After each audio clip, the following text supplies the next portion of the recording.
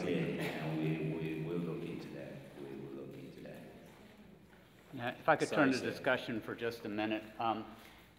I'm very interested in finding out who it was that made the decision to clear the entire Greenbelt area, natural area north of Tanglewood Oaks. Who made that decision and when was it made? Okay. That portion of the land was platted by the developer. The developer, D.R. Horton, actually had an agreement with the community that there was to be a 200-foot barrier protected and not taken out.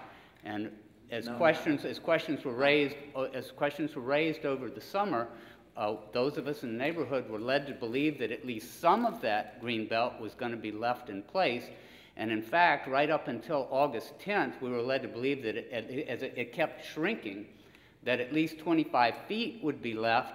When people left for work on the morning of August 10th, there was a green belt there. It was still 25 feet there. When they came home in the afternoon, it was gone. What I want to know is who authorized bulldozing the last of that natural area? Okay.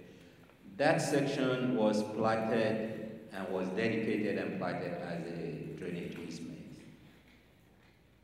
The only restriction is that they have to be a 100-feet setback from the homes.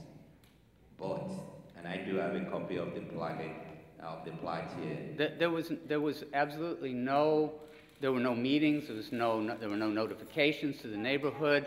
There was nobody asked anybody in the neighborhood for input on this, and nobody discussed the fact that the neighborhood, the entire homeowners association, was laboring under the impression that that area was to be protected.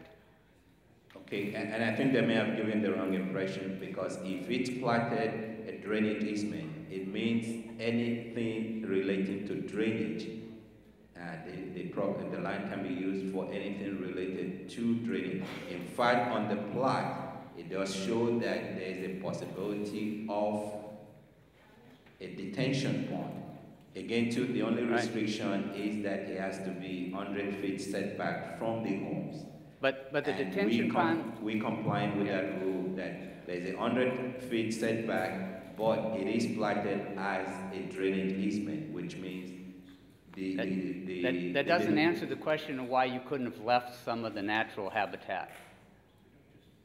You didn't have to take out every single plant. We have to, from the standpoint that that section of the development drains into what we call the aquifer, in which case it is not a regular drainage, not a regular detention pond. The way that works is we will have to pump the water and spread it out, let it dry, and then, so we have to recycle the water. We really can't, any water that drains into that pond will have to be recycled. We can't drain it to the creek. But what does that have to do with the 50 feet of natural habitat that's between the detention pond and the property lines? I don't understand your thought process there. And in fact, if you're talking about recycling water, that's what trees and plants do. But it has to be graded such that it drains back to a detention area whereby it can be pumped out again. And basically that's all that we're doing. We're using it for the purpose in which it was planted for. What are your plans for the area that you've turned into a big mud bog directly behind those houses? Are you going to come back and put anything back in? There's going to be some vegetation when we're done. I think there's going to be some grass. Native plants? You're going to replace any of the trees you took out? We're replacing some of the trees, but I have to look and see exactly in which areas. Do you think the city could work with the neighborhood on this? Sir? Do you think the city could work with the neighborhood on this?